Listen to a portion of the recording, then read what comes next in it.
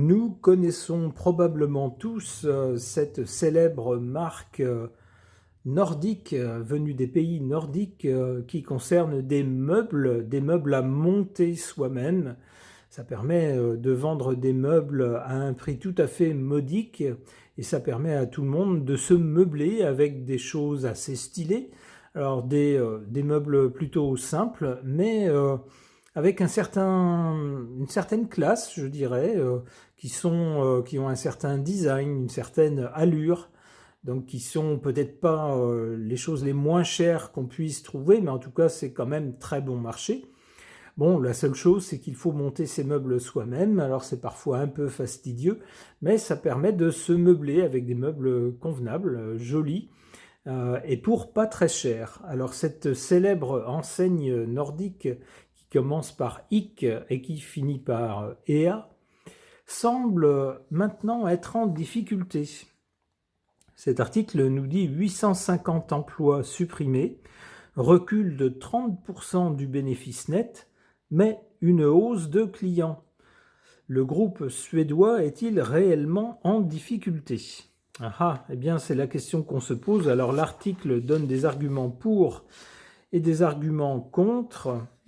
On nous dit que les choses ne vont pas si mal que ça, qu'il y a quand même des clients, mais que les bénéfices sont en recul et que du coup, eh bien, ils veulent fermer certains magasins, pour eux des magasins qui ne sont pas du tout rentables, ce qui peut être assez logique dans une logique de rentabilité. Mais est-ce que le mal n'est pas plus profond? Est-ce que c'est pas le début de la fin d'une mode? Peut-être avec l'apparition de concurrents, il y a d'autres marques nordiques qui fabriquent des meubles, qui font désormais de la publicité un peu partout, comme ce célèbre groupe, et peut-être que c'est cette concurrence qui cause, on pourrait dire, une baisse dans les résultats de cette célèbre marque. Alors qu'est-ce qu'elle va devenir ? Est-ce que c'est quelque chose de passager ou est-ce que c'est le début d'une tendance baissière, la fin d'une époque pour cette marque? Je ne sais pas. Je vais interroger les cartes à ce sujet. J'interroge mon tarot.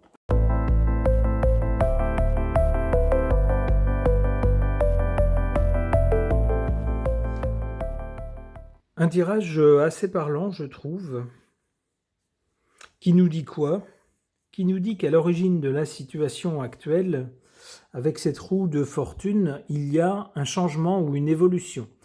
Alors, j'interprète ça dans le sens un changement ou une évolution dans les goûts des clients. Vous savez, certaines marques ou certaines choses, certaines habitudes, certains codes esthétiques aussi, vont souvent avec une génération. C'est la mode. Pendant toute une génération, pendant une dizaine d'années, une quinzaine d'années, eh bien, faire telle chose ou avoir tel type d'objet, c'est à la mode. Ça correspond aux attentes, aux envies d'une génération. Donc tout le monde s'y met, ça connaît un certain succès. Et puis, bien sûr, les choses ne restent pas figées. Au fil du temps, les goûts changent, peut-être les attentes se diversifient aussi. Et puis ce qui était à la mode à un moment précis ne l'est plus ou l'est un peu moins ensuite. Alors peut-être aussi qu'il y a des questions de finances, peut-être qu'il y a des questions de goûts différents. Peut-être aime-t-on d'autres styles que le style nordique qui a été de mise pendant quelques décennies. Peut-être que maintenant les goûts changent, peut-être qu'on recherche un peu plus d'exotisme que ça, peut-être des choses plus colorées, plus extravagantes, plus travaillées. On peut penser par exemple à des styles africains, par exemple, des styles un peu indiens, un peu asiatiques, par exemple, ou autres. Il n'y a pas que ça. Il peut y avoir d'autres attentes peut-être de la part de la clientèle qui vont faire que les temps changent, les goûts changent. Et contre cela, on nous dit au présent, on ne peut pas grand-chose, on ne peut pas y faire grand-chose. C'est ce que nous dit cet homme pendu, suspendu. Il ne peut que regarder les événements se dérouler, il ne peut pas trop intervenir dessus. Alors qu'est-ce qu'on fait ? Le but ici, pour l'avenir, avec le pape nous parle d'une religion, donc de valeurs ou d'une philosophie. Moi, j'y verrais un groupe qui va se recentrer sur sa philosophie de base, ses valeurs de base, celles qui ont fait son succès. Alors, on sait qu'au fur et à mesure que les entreprises se développent, à partir d'une idée de départ, souvent elles cherchent au fil du temps, pour grandir encore plus, à se diversifier, à aller vers d'autres secteurs ou à essayer d'envisager les choses différemment. Et bien là, peut-être lorsque les choses semblent aller un peu moins bien, c'est ce que me suggère cette carte. Peut-être que cette marque va en revenir à ses principes de base, à ses valeurs de base, en se disant ben, les gens qui aiment ou qui aimaient vont continuer à aimer ça. Et peut-être qu'on s'est un peu fourvoyé en proposant un peu n'importe quoi. Alors on peut penser aux restaurants, aux petits restaurants qui ouvraient dans certains magasins de cette marque, qui proposaient donc des produits alimentaires. Alors bon, dans un magasin de meubles, ça peut interroger. Peut-être va-t-on se dire désormais, bon, on arrête ça et puis on se recentre sur les meubles, par exemple.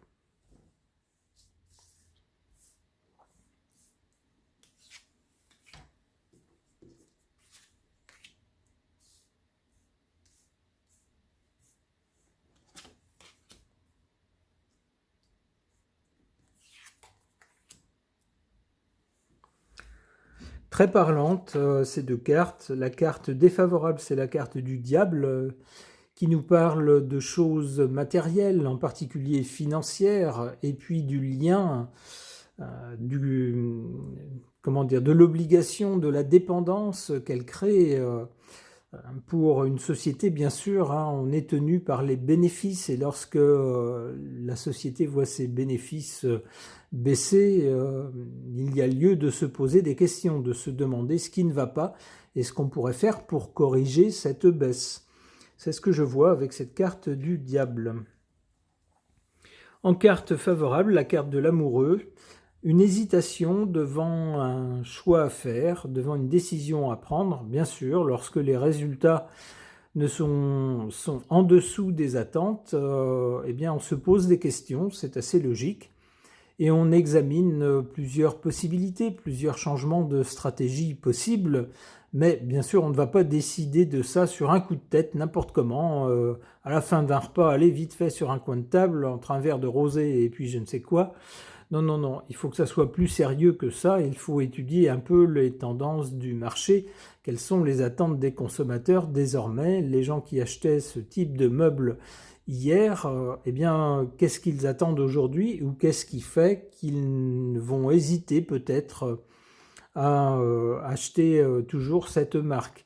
Voilà, il faut étudier tout cela sérieusement et puis voir si la société peut s'adapter aux changements de tendance pour les suivre, les épouser et continuer à proposer au public ce qu'il attend, ce qu'il recherche.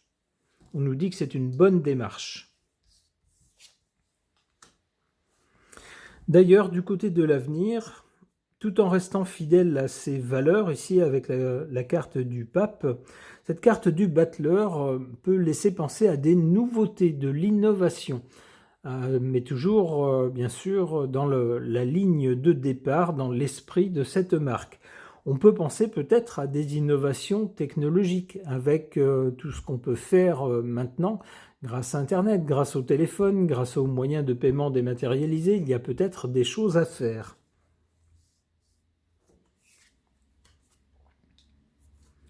L'impératrice nous parle à la fois de communication, il faut peut-être avoir une image qui s'adapte aux nouvelles générations. L'image d'hier séduisait peut-être les clients d'hier, mais elle séduit peut-être moins les clients d'aujourd'hui, d'où peut-être une communication peut-être à adapter aux nouvelles générations. Et puis avec l'impératrice, on nous parle également d'organisation. On peut penser à l'organisation du point de vue gestion de cette entreprise. Bon, c'est bien ce qu'on nous dit à demi-mot dans l'article avec certains magasins qui ne seraient pas suffisamment rentables et qui seraient fermés. C'est assez logique. Eh bien, je vous parlais de fermeture de certains magasins. Il semble que ce soit le cas avec cette carte. Alors soit certains magasins seront fermés, c'est ce que je vois avec cette carte, soit, et là ça serait plus dramatique, c'est toute la marque elle-même qui arriverait malheureusement à un point où elle ne s'en sortirait pas et devrait définitivement fermer. Alors j'espère que ce ne sera pas ça, j'espère qu'il s'agira seulement de certains magasins. Ok. J'interroge mon oracle au sujet des difficultés financières que connaît une célèbre marque suédoise de meubles à monter soi-même, une marque qui a connu le succès durant plusieurs décennies, plusieurs générations, mais qui semble maintenant chercher un nouveau souffle, qui semble s'essouffler un peu. Qu'est-ce que les cartes peuvent nous en dire? J'interroge mon oracle.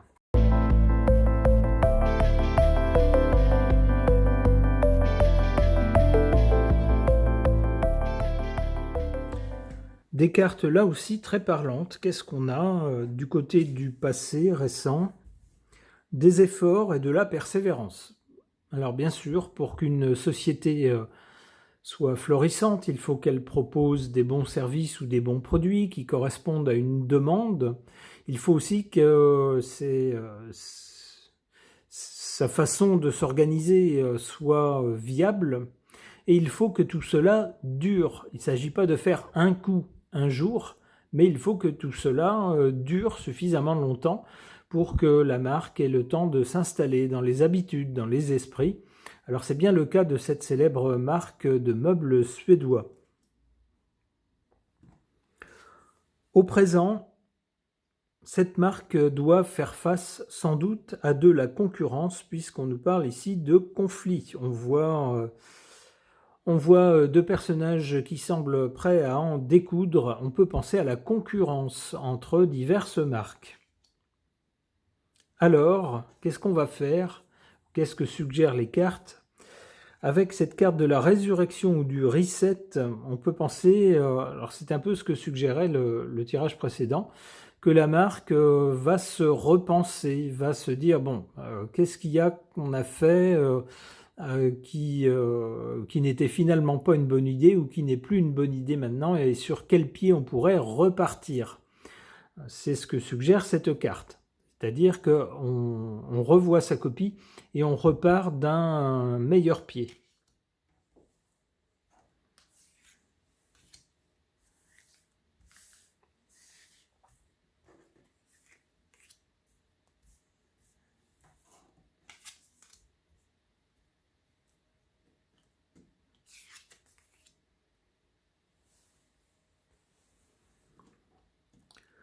En carte défavorable, cette carte de l'isolement ou de l'enfermement. Ça peut nous parler d'une marque qui, fort de sa célébrité et du fait qu'elle fonctionnait bien, s'est peut-être un petit peu endormie sur ses lauriers. Alors ça arrive souvent chez des marques qui connaissent une belle réussite. Ces marques se disent oh ben, avec le succès qu'on a et puis les bénéfices qu'on fait, on a de quoi voir venir, il n'y a pas de quoi s'affoler. Eh bien, il y a tellement peu de quoi s'affoler que même si petit à petit les choses se tassent, ces sociétés ne s'affolent pas. Et pendant ce temps-là, mine de rien, des concurrents, eux, montent petit à petit. Et le jour où la société se rend compte que finalement, ces concurrents qui étaient très loin derrière au départ, deviennent maintenant des concurrents sérieux, eh bien c'est un peu tard pour manœuvrer un bateau énorme qui prend du temps, ça prend du temps à changer de direction, à tout repenser, à lancer une nouvelle ligne, peut-être une nouvelle façon de s'organiser. Tout ça, ça prend du temps et pendant ce temps-là, la concurrence continue à grignoter des parts. Et pour certaines sociétés, eh bien, parfois, on ne veut pas se remettre en question. On dit non, non, ce qui a fait notre succès, il n'y a pas de raison que ça ne continue pas. On ne veut pas écouter les changements dans les générations, les nouvelles générations qui n'ont plus forcément les mêmes goûts que les précédentes. Et puis, eh bien, c'est comme ça qu'on voit certaines marques trébucher et tomber. Alors, c'est ce que je vois avec cette carte de l'isolement, de l'enfermement. C'est-à-dire qu'on a commencé avec une idée, une philosophie, une façon de faire, un type de produit. On a continué comme ça tout le temps, ça a fait notre succès, mais à un moment donné, c'est peut-être plus trop les goûts du public ou on attend peut-être autre chose. Sauf que dans cette société-là, on se dit non, non, non, non, non, on est les rois, nous sur notre créneau, on continue comme ça. Et puis le temps qu'on se rende compte que finalement ça colle plus trop au goût du public, c'est un peu tard. On a déjà perdu pas mal de terrain par rapport à la concurrence. En carte favorable, cette carte des instincts et des pulsions qui pourrait nous dire finalement il faut aller voir ce que veulent les gens. Voilà. Il faut sortir d'un cadre purement technique, conventionnel, rationnel, et puis tout simplement dire aux gens qu'est-ce qui vous ferait plaisir sur le mode pulsion.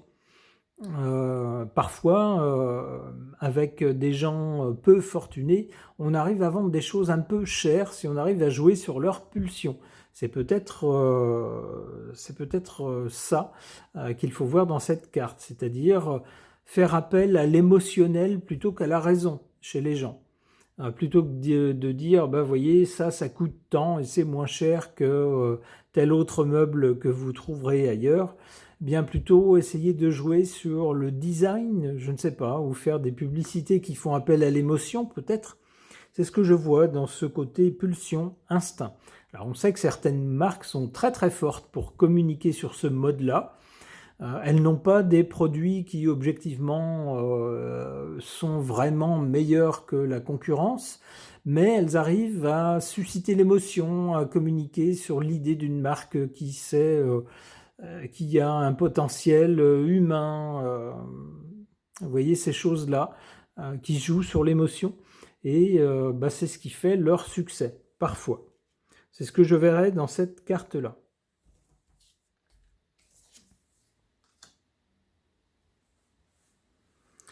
Alors, du côté de l'avenir, donc, ici, une tentative de résurrection, de repartir d'un nouveau pied, peut-être en revoyant les valeurs de la marque, en revoyant peut-être la gamme de produits, peut-être en revoyant les prix, peut-être en revoyant le système de vente de ces produits, je ne sais pas.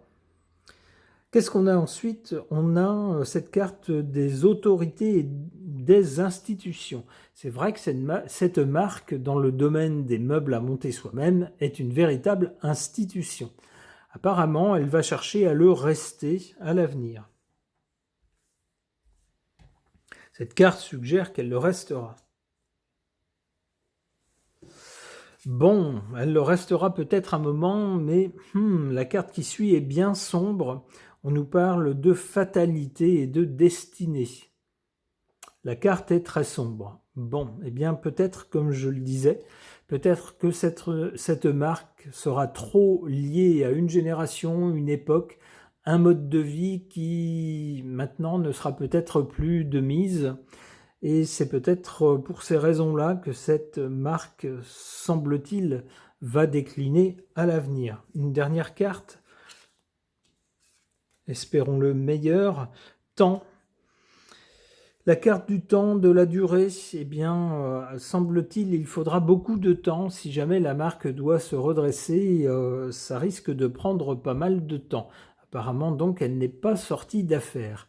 C'est un peu dommage, c'est une marque qui a fait le beau jour de pas mal de gens, dont moi-même, donc je ne suis pas tout à fait objectif sur ce tirage-là. Alors j'espère donc que cette marque saura redresser la barre et proposer à nouveau des produits qui plairont et qui satisferont sa clientèle. Ce tirage est maintenant terminé, merci de l'avoir suivi.